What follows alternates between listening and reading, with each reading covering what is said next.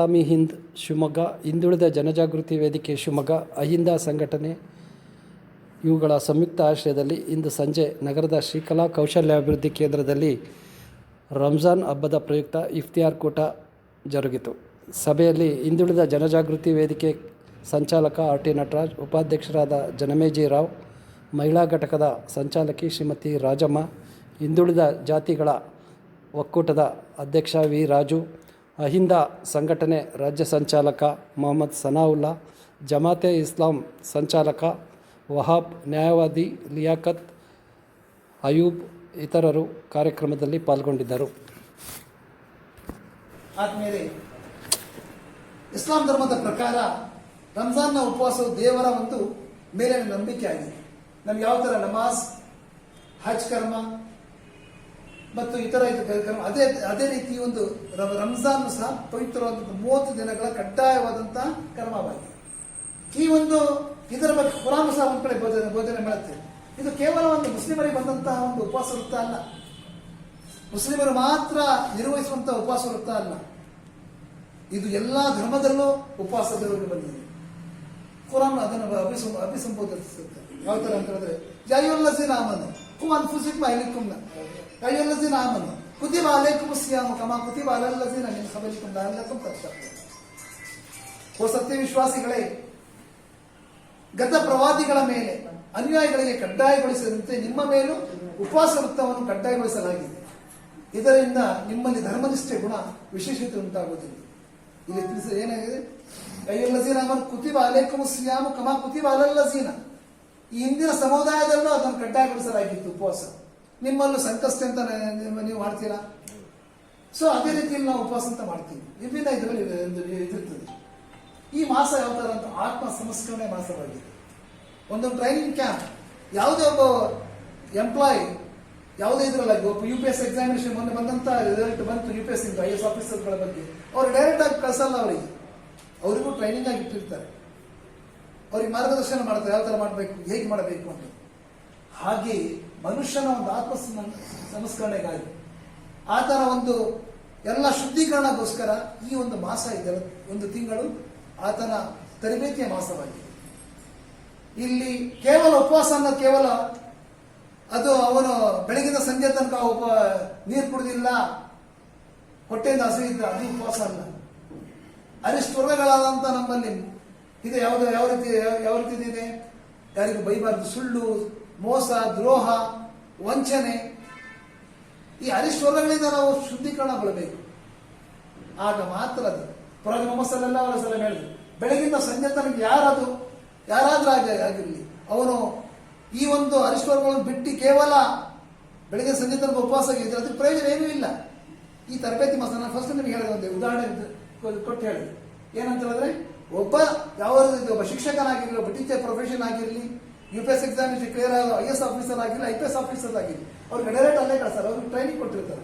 ಹಾಗೆ ಒಬ್ಬ ಮನುಷ್ಯನ 12 ತಿಂಗಳ ಇದರಲ್ಲಿ 11 ತಿಂಗಳ ಅವನು ಹೊರಗಡೆ ಯಾವ ತರ ಸೊಸೈಟಿಲಿ ಇರಬೇಕು ಅನ್ನೋ ಬಗ್ಗೆ ನಿಮ್ಮನ್ನ ಸೃಷ್ಟಿಕರ್ತ ಹೇಗಿರಬೇಕು, ಈ ಅರಿಷ್ಟುರ್ಗಗಳನ್ನು ಹೇಗೆ ಯಾವ ತರ ಕಂಟ್ರೋಲ್ ಮಾಡಬೇಕು, ಸುಳ್ಳಿನಿಂದ, ಮೋಸದಿಂದ, ದಗಾಬಾಜಿಯಿಂದ, ನಮ್ಮ ಕಣ್ಣಿನ ಉಪವಾಸ, ಪ್ರತಿಯೊಂದರ ಉಪವಾಸ ಯಾವ ರೀತಿ ಇಡಬೇಕು ಅನ್ನೋದನ್ನು ತಿಳಿಸುತ್ತೆ.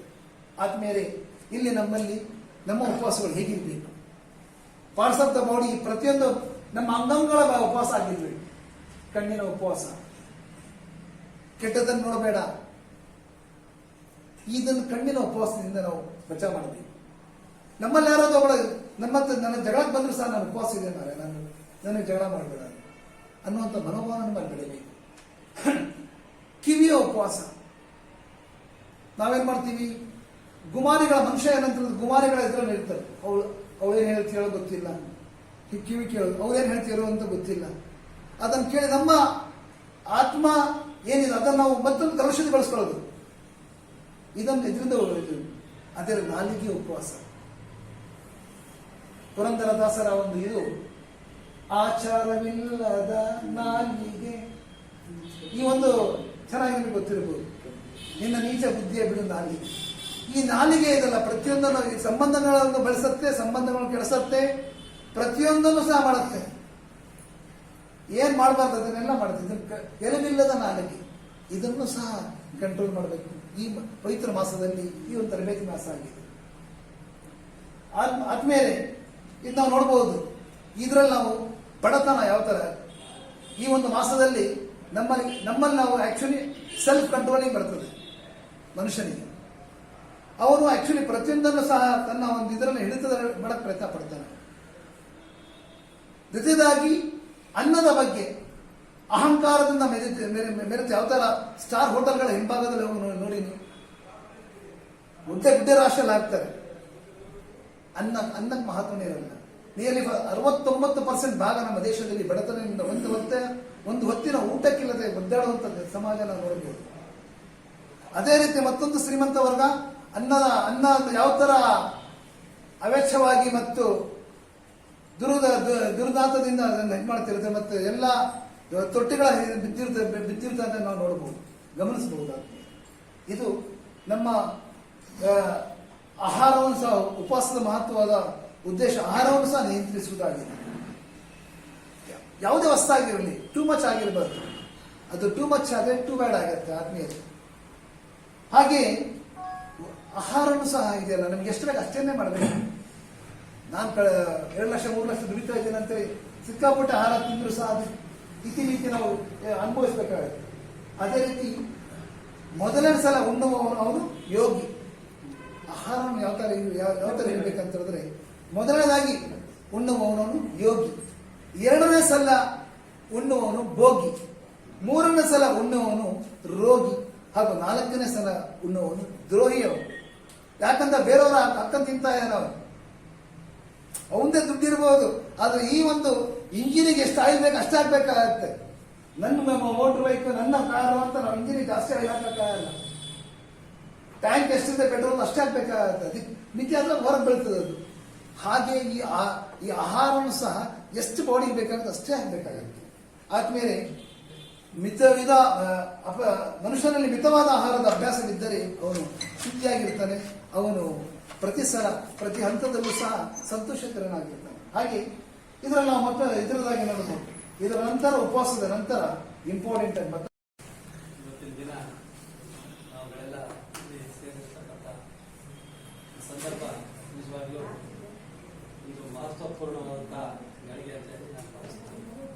ಯಾಕೆಂದ್ರೆ ಪವಿತ್ರವಾದಂಥ ರಂಜಾನ್ ಹಬ್ಬದ ಹಿನ್ನೆಲೆಯಲ್ಲಿ ನಾವೆಲ್ಲ ಸೇರಿದ್ದೇವೆ.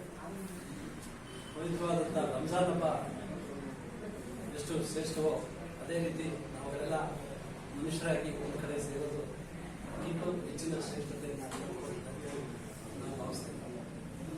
ಹಾಗೆಯೇ ಈ ಒಂದು ರಂಜಾನ್ ಮಾಸದಲ್ಲಿ ಏನು ಒಂದು ಉಪವಾಸ ವ್ರತಾಚರಣೆ ಮಾಡ್ತಾರೆ, ಅದು ನಿಜವಾಗ್ಲೂ ಅತ್ಯಂತ ಶ್ರೇಷ್ಠವಾದಂಥ ಒಂದು ಆಚರಣೆ ಅಂತ ಅದು ಸಹಿತ ನಾನು ಭಾವಿಸಿದ್ದೀನಿ.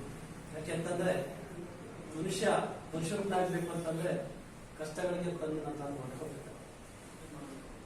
ಕಷ್ಟ ಮನುಷ್ಯನಿಗೆ ಬಂದಾಗ ನಿಜದ ಪರಿಸ್ಥಿತಿ ಏನು ಅನ್ನೋದು ಗೊತ್ತಾಗುತ್ತೆ, ವಾಸ್ತವ ಸ್ಥಿತಿ ಏನು ಅನ್ನೋದು ಗೊತ್ತಾಗುತ್ತೆ. ಅಂತ ವಾಸ್ತವ ಸ್ಥಿತಿಯನ್ನ ತೋರಿಸ್ಕೊಳ್ಳಿಕ್ಕೆ ಮೊಹಮ್ಮದ್ ಪೈಗಂಬರು ಈ ಥರದ ಒಂದು ಆಚರಣೆಯನ್ನ ನಮ್ಮ ಇಡೀ ಮಾನವ ಜನಾಂಗಕ್ಕೆ ಕೊಟ್ಟಿದ್ದಾರೆ ಅಂತ ನನ್ನನ್ನು ಭಾವಿಸ್ತೇನೆ. ಈ ಒಂದು ಆಚರಣೆಯಿಂದ ಮನುಷ್ಯ ತನ್ನ ಕಾಮ, ಕ್ರೋಧ, ಮದ, ಮತ್ಸರ ಈ ಥರದ ಎಲ್ಲ ಸಂಘಟನೆಗಳಿಂದ ಹೊರಬಂದು ತಾನೊಬ್ಬ ಉಳುಮೆಯಲ್ಲಿ ಕಾದು ಪರಿಶುದ್ಧ ಅಂತ ಚಿನ್ನದ ರೀತಿ ಹೊಸ ಮನುಷ್ಯತ್ವವನ್ನು ಪಡೆಯುವಂಥ ಸಂದರ್ಭ ಇದು ಅಂತೇಳಿ ನಾನು ಈ ಸಂದರ್ಭದಲ್ಲಿ ವ್ಯಕ್ತಪಡಿಸ್ತೇನೆ. ಸ್ನೇಹಿತರೆ, ಇಂಥ ಆಚರಣೆಗಳು ಇವತ್ತಿನ ದಿನ ಅತ್ಯಂತ ಅಗತ್ಯವಾಗಿದೆ. ನಮ್ಮ ಇಂದಿನ ಎಷ್ಟೋ ಜನ ಮಹಾತ್ಮರೆಲ್ಲ ಇದನ್ನ ಹೇಳಿದ್ದಾರೆ. ಗೌತಮ ಬುದ್ಧ, ಬಸವಣ್ಣ, ಮಹಾತ್ಮ ಗಾಂಧಿ, ಅಂಬೇಡ್ಕರ್, ಕುವೆಂಪು ಅವರು, ಎಂತೆಂಥ ಮಹಾತ್ಮರು ಇದನ್ನೆಲ್ಲ ಹೇಳೋದಿದೆ. ಅದನ್ನ ಆಚರಣೆಗೆ ತರಬೇಕಾದಂಥದ್ದು ನಮ್ಮ ಕರ್ತವ್ಯ ಆಗಿದೆ. ಆ ಹಿನ್ನೆಲೆಯಲ್ಲಿ ನಾವೆಲ್ಲ ಸೇರಿ ಒಂದು ಕಡೆ ಈ ಥರದ ಆಚರಣೆಯನ್ನು ನಡೆಸುವಂಥದ್ದು ನಿಜವಾಗ್ಲೂ ಈ ದೇಶಕ್ಕೆ ಶಾಂತಿ, ಸೌಹಾರ್ದತೆ ಮತ್ತು ಸಹೋದರತೆಯನ್ನು ಬರುವಂಥ ಒಂದು ಶ್ರೇಷ್ಠ ಕಾರ್ಯ ಅಂತ ಹೇಳಿ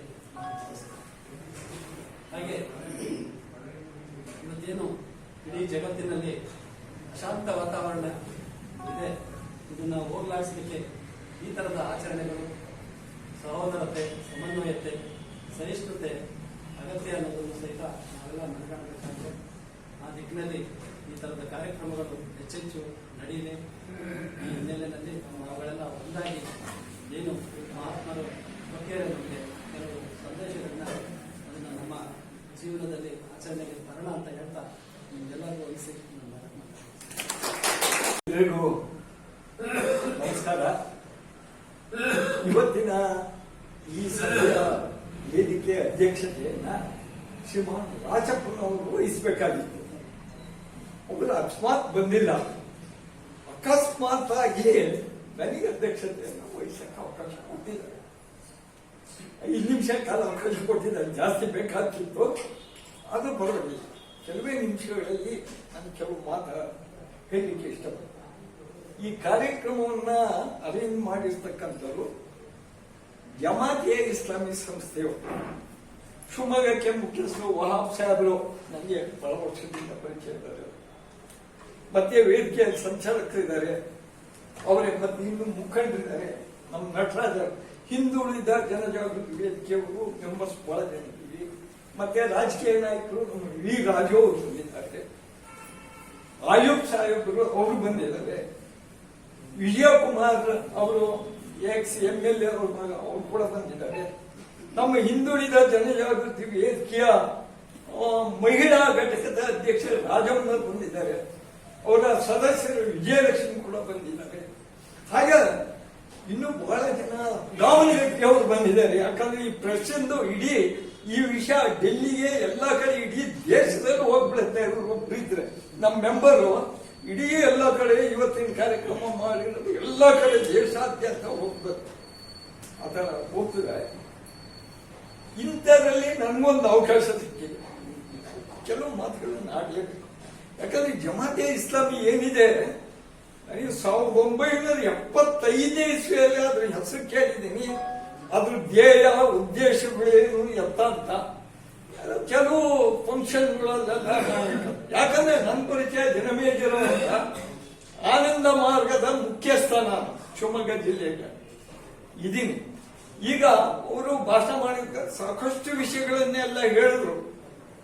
ಇದೆ ಎಲ್ಲ ಈಗ ಸಂವಿಧಾನದಲ್ಲಿ ಎಲ್ಲಾ ಧರ್ಮಗಳಿಗೂ ಕೂಡ ಪ್ರಾಶಸ್ತ್ಯತೆ ಇದೆ. ಅದನ್ನ ಆಚೆ ಒಗ್ಗಟ್ಟಿದೆ ಅಂದ್ರೆ ಅವರು ಒಂದು ಕರೆ ಕೊಟ್ಬಿಡ್ರಿ, ಗಂಡಸರು ಮಕ್ಕಳು ಒಗ್ಗಟ್ಟನ್ನು ಏನಾದ್ರು ಕಲಿಬೇಕು ಅಂದ್ರೆ ಮುಸ್ಲಿಂ ಸಮಾಜದಿಂದ ಧರ್ಮದಿಂದ ಕಲಿಬೇಕಾಗುತ್ತೆ. ಹಿಂದೂ ಧರ್ಮದಲ್ಲಿ ಒಂದು ಪಾವಿತ್ರ್ಯತೆ ಇದೆ, ಅಣು ತೃಣ ಕಣ ಕಾಶ್. ಆದರೆ ಇಲ್ಲಿ ತಪ್ಪೇನಾಗ್ತಿದೆ ಅಂತಂದ್ರೆ ಜನಗಳಲ್ಲಿ ಇದೆ. ಇದು ನಮ್ದು ಧರ್ಮ, ಧರ್ಮದ್ದು ಸಾರ ಒಂದೇ ಹೇಳಿದ್ದು, ಸ್ವಭಾವ ಎಲ್ಲ ಒಂದೇ. ಆದ್ರೆ ನಾವು ವಸುದೈವ ಕುಟುಂಬಕಂ ಅನ್ನೋದನ್ನ ನಾವು ಯಾರು ಪಾಲನೆ ಮಾಡ್ತಾ ಇಲ್ಲ. ಯಾವಾಗ ಅಲ್ಲೆಲ್ಲ ಇದಾವೆ, ಆ ಧರ್ಮ ನನ್ನ ಧರ್ಮನೇ ಜಾಸ್ತಿ ರೀ, ಅವನ ಯಾಕಂದ್ರೆ ನನ್ನ ಧರ್ಮನೇ ಜಾಸ್ತಿ ರೀ, ಇದೇ ಕಿತ್ತಾಡ್ತಾರೆ. ಈಗ ನೋಡಿ ದೇಶದಲ್ಲಿ ಏನು ನಡೀತಾ ಇದೆ ಅಂತ. ಇನ್ನು 10 ದಿವಸಕ್ಕೆ ಏನಾದ್ರು ಇನ್ನು ಕಂಟಿನ್ಯೂ ಆಯ್ತು ಅಂತ ಅಂದ್ರೆ, ಇವತ್ತು ಬಾಂಬೆನಲ್ಲಿ ಹೆಣ ಸುಡ ಗ್ಯಾಸ್ ಸಿಗ್ತಾ ಇಲ್ಲ, ಎಲೆಕ್ಟ್ರಿಕಲ್ ಇದಕ್ಕೆ ತಗೊಂಡು ಹೋಗ್ತಾ ಇದ್ದಾರೆ. ಗ್ಯಾಸ್ ಇಲ್ಲ ಅಲ್ಲಿ, ಅಲ್ಲೇ ಕಡಿಮೆ ಆಗೋಗ್ಬಿಟ್ಟಿದೆ. ದುಬೈನಲ್ಲಿ ಶ್ರೀಮಂತ ದೇಶ, ಬಂಗಾರ ಕೊಳ್ಳಕ್ ನುಗ್ಗು ದುಬೈಗೆ ಹೋಗು ದುಬೈಗೆ. ಈಗ ಬಂಗಾರ ಕೊಳ್ಳೋದು ಓನ್ಲಿ 10 days ಇದೆ ಅಲ್ಲಿ. ಎಲ್ಲ ತಿನ್ನಕ್ಕೆ ತರಕಾರಿ ಎಲ್ಲ 10 days ಆದ್ಮೇಲೆ ಏನ್ ಮಾಡ್ತಾರೆ, ಬಂಗಾರ ತಿನ್ಲಿಕ್ಕೆ ಆಗ್ತದ? ಅವ್ರು ಹೇಳಿದ್ರು ಬಂಗಾರದ ದಾನ ಮಾಡ್ಬೇಕು ಅಂತ. ಅದು ಒಂದಿರುತ್ತೆ ಇಂಥ ಪರಿಸ್ಥಿತಿ. ಈಗ ನಮ್ಗೆ ಯೋಚನೆ ಬಂದಿದೆ, ಸರಿ ನಾವು ಇಫ್ತಾರ್ ಕೂಟ ಮಾಡ್ತೀವಿ, ನಾವು ಮಾಡ್ತೀವಿ, ಎಲ್ಲಾ ಮಾಡ್ತೀವಿ, 100,000 ವರ್ಷದಿಂದ ಮಾಡ್ತಾ ಬಂದುವ. ಇನ್ನೂ ಈಗ ಹೊರಲಾಟ ಸಾಯೋದು ಎಲ್ಲರೂ ಹೋಗಿದ್ಯಾ? ಯಾಕೆ ಕಡಿಮೆ ಆಗಿಲ್ಲ ಅಂದ್ರೆ ನಾವೆಲ್ಲ ಮಾಡ್ತಾ ಪದ್ಧತಿನಲ್ಲಿ ದೋಷ ಇದೆ ಅಂತ ಅರ್ಥ. ಆ ದೋಷ ಏನು ಅಂತೇಳಿ ನಮ್ಗೆ ಅದನ್ನ ಬಿಡು, ಇದನ್ನೆಲ್ಲ ಬಿಡು ಅಂತೆಲ್ಲ ಮಾಡ್ತಾರೆ. ಈ ಕ್ಷಿಪಣಿ ಬಾಂಬು ಇವೆಲ್ಲ ಹೊಟ್ಟೆಗೆ ಅನ್ನ ಏನಾದ್ರು ಕೊಡ್ತಾವೇನ್ರಿ? 5 ನಿಮಿಷ ಕೊಟ್ಟಿದ್ದಾರೆ, ಅದೇ ಹೊಟ್ಟೆಗನ. ಈ ಕ್ಷಿಪಣಿ ಬಾಂಬು ಇವೆಲ್ಲ ಏನು, ಇನ್ನೊಬ್ಬನಿಗೆ ಸಾಯಿಸು, ಇನ್ನೊಬ್ಬನ ಮನೆ ಹಾಳು ಮಾಡು, ಇನ್ನೊಂದು ದೇಶವನ್ನ ಇದು ಮಾಡು. ಇದು ಎಲ್ಲಿವರೆಗೂ ಈ ಧರ್ಮಗಳು ಇವೆಲ್ಲ ಇರ್ತಾವ ಅಲ್ಲಿವರೆಗೂ ಇವು ನಡೀತಾನೆ ಇರ್ತವೆ. ನೀವು ಏನ್ ಮಾಡ್ತಾ ಇದ್ರಿ? ವಿಶ್ವಸಂಸ್ಥೆ ಕಾನ್ಸೆಪ್ಟ್ ಏನು? ವರ್ಲ್ಡ್ ಗವರ್ಮೆಂಟ್ ಬರಬೇಕು, ಇಡೀ ಜಗತ್ತಿಗೆ ಒಂದು ಬರಬೇಕು, ಅವಾಗಿದ್ದ ನಿಲ್ಲಿಸಬಹುದೇನೋ? ಆ ಕಾನ್ಸೆಪ್ಟ್ ಇಲ್ಲ. ಯುಎನ್ಒ ಮಾತು ಯಾರು ಕೇಳಲ್ಲ. ವಿಶ್ವಸಂಸ್ಥೆ ಮಾತಿಗೆ 3 ಕಾಸಿನ ಬೆಲೆ ಇಲ್ಲ. ಯಾಕೆ? ಎಲ್ಲಿವರೆಗೂ ಜಾತಿ ಮತ ಪಂಥ ಭೇದ ಭಾವ ಇವು ಹೋಗ್ಬೇಕು. ನಾವೆಲ್ಲ ಮಾನವ ಸಮಾಜ ಅನ್ನೋ ಒಂದು ಭಾವನೆ, ಅಟ್ಲೀಸ್ಟ್ ಧರ್ಮ ಇರಲಿ, ಅವ್ರವ್ರು ಫಾಲೋ ಮಾಡಲಿ. ನಾವೆಲ್ಲ ಮನುಷ್ಯರ ಜಾತಿ ಅನ್ನೋ ಒಂದು ಭಾವನೆ ಬರೋವರೆಗೂ ಇವೆಲ್ಲ ನಡೀತಾನೆ ಇರ್ತವೆ. ಯಾರ ಕೈನಲ್ಲೂ ಮಾಡಕ್ಕಾಗಲ್ಲ. ಬೇಕಾದಷ್ಟು ಪ್ರವಾದಿಗಳೆಲ್ಲ ಬಂದೋಗ್ಬಿಟ್ರು, ಶಂಕರಾಚಾರ್ಯರು ಬಂದೋದ್ರು, ಇವರು ಬೌದ್ಧರು ಬಂದೋದ್ರು, ವರ್ಧಮಾನ ಬಂದೋದ್ರು, ಪೈಗಂಬರ್ ಬಂದೋದ್ರು, ಶಂಕರಾಚಾರ್ಯರು ಬಂದೋದ್ರು, ಎಲ್ಲ ಬಂದೋದ್ರು ಕೂಡ ಏನು ವ್ಯತ್ಯಾಸ ಆಗಲ್ಲ. ನಾನು ಈ ಗಂಟೆ ಹೇಳಬೇಕು ವಿಷಯ ಅಲ್ಲ, ಯಾಕಂದ್ರೆ ಇವ್ರು ಹೇಳೋದು ಬೇಕಾದಷ್ಟು. ಮತ್ತೆ ಎಲ್ಲರಿಗೂ ಕೂಡ ಈ ಜಮಾತೆ ಇಸ್ಲಾಮಿ ಶಿವಮೊಗ್ಗ ಮತ್ತು ತಹಸೀಲ್ದಾರ್ ಕಚೇರಿಯವರ ಈ ಸಂಯುಕ್ತ ಆಶ್ರಯದಲ್ಲಿ ನಡೀತಾ ಇರತಕ್ಕಂಥ ಈ ರಂಜಾನ್ ಸೌಹಾರ್ದ ಇತ್ಯರ್ಥಕ್ಕೆ ತಾವೆಲ್ಲರೂ ಆಗಮಿಸಿದ್ದೀರಿ. ತಮ್ಮೆಲ್ಲರಿಗೂ ನನ್ನ ಹೃತ್ಪೂರ್ವಕವಾದ ಸ್ವಾಗತವನ್ನು ಆಲ್ರೆಡಿ ಕೋರಿದ್ದಾರೆ, ಅಭಿನಂದನೆಗಳನ್ನು ಸಲ್ಲಿಸುತ್ತಾರೆ. ಹಾಗೆ ಕೆಲವು ವಿಚಾರಗಳನ್ನು ತಮ್ಮ ಮುಂದೆಗೆ ಹಂಚಿಕೊಳ್ಬೇಕು ಅಂತ ಇತ್ತು, ಆದರೆ ಸಮಯದ ಅಭಾವ ಇದೆ. ಆ ಕಾರಣಕ್ಕಾಗಿ ಇನ್ನೊಂದು ಸಂದರ್ಭದಲ್ಲಿ ನಾವು ಸೇರಿ ಅದರ ವಿಚಾರವಾಗಿ ಮಾತಾಡೋಣ. ಸವಿವರವಾಗಿ ನನ್ನ ಸ್ನೇಹಿತರಾಗಿರ್ತಕ್ಕಂಥ ನಟರಾಜ್ ಅವರು ಸಹ ಈ ವೇದಿಕೆಯಲ್ಲಿ ಆಸೀನರಾಗಿದ್ದಾರೆ. ಅವರು ಸಹ ಬಹಳಷ್ಟು ವಿಚಾರಗಳನ್ನು ಬಹಳ ಸೂಕ್ತವಾಗಿ ಸ್ವಲ್ಪ ಸಮಯದಲ್ಲಿ ಅವರು ವಿಚಾರವನ್ನು ತಿಳಿಸಿದರು. ಅವರಿಗೂ ಸಹ ನಾನು ಈ ಜಮಾತೆ ಇಸ್ಲಾಂ ಕಡೆಯಿಂದ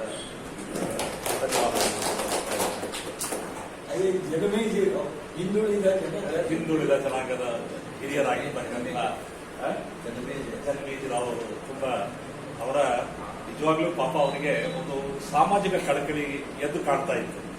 ಆ ಸಾಮಾಜಿಕ ಕಳಕಳಿ ಹೇಗಿದೆ ಅಂತ ಹೇಳಿದ್ರೆ, ಇವತ್ತಿನ ಜಗತ್ತಿನಲ್ಲಿ ನಡೀತಾ ಇರತಕ್ಕಂಥ ಘಟನೆಗಳ ವಿಚಾರವಾಗಿ ಇವತ್ತು ಜನಾಂಗದ ಮಧ್ಯೆ ವೈಷಮ್ಯ ಇರುವುದನ್ನು ನಾವು ನೋಡ್ತಾ ಇದ್ದೇವೆ.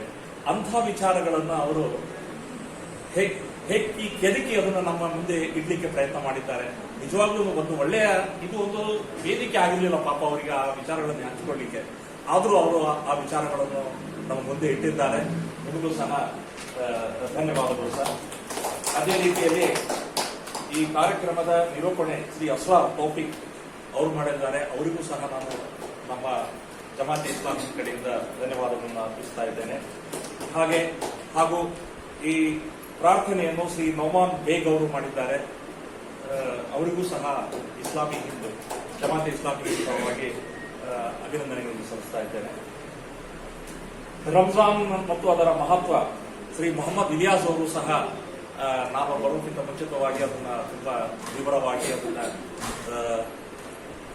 ಈ ಇಸ್ಲಾಂ ಧರ್ಮದ 5 ಆಧಾರ ಸ್ತಂಭಗಳು ಏನು, ಆ ಆಧಾರ ಸ್ತಂಭಗಳಲ್ಲಿ ಇರ್ತಕ್ಕಂಥ ನಮಾಜ್ ಅಂದ್ರೆ ಏನು, ಆತು ಜಕಾತ ವಾಕಿಮುಸ್ ಸಲಾತು ಆತು ಜಕಾತ್ ಅನ್ನೋ ವಿಚಾರವನ್ನ, ಅಂದ್ರೆ ನಮಾಜ್ ಅನ್ನು ಸ್ಥಿರಗೊಳಿಸಿ, ಆಕಿಮುಸ್ ಸಲಾತ್ ಸ್ವಲ್ಪ ನಾನು 2 ನಿಮಿಷ ತಗೊಳ್ತೀನಿ.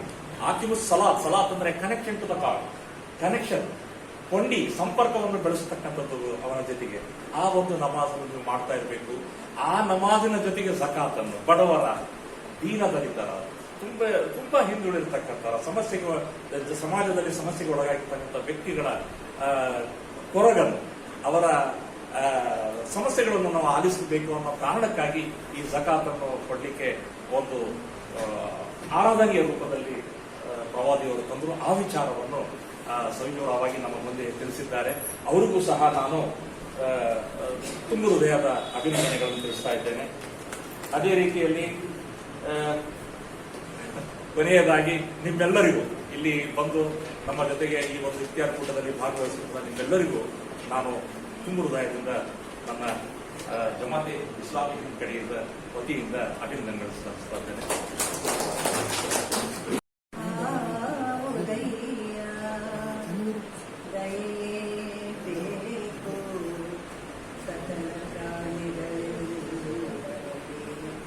Hey.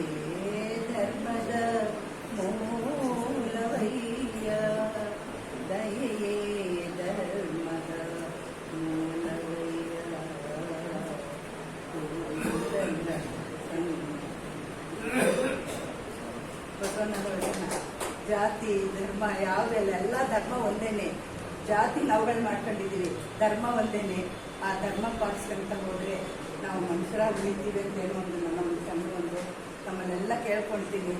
ಜಾತಿ ಮತ ಭೇದ ಬೇಡ, ನಾವು ಮನುಷ್ಯ ಜನ್ಮ, ನಾವು ಅದನ್ನು ಕಾಪಾಡ್ಕೊಳ್ಳೋಣ ಅಂತ ನಿಮಗೆ ಹೇಳ್ತಾ ನನ್ನ ಮಾತು ಮುಗಿಸ್ತೀನಿ. ಇನ್ನೊಂದು ಹೇಳ್ಬಿಡಿ ನಿಮ್ಮ ಕಾರ್ಯಕ್ರಮ. ಒಂದು 40 नहीं बिल्कुल ನೀವು ತೋರಿಸಿ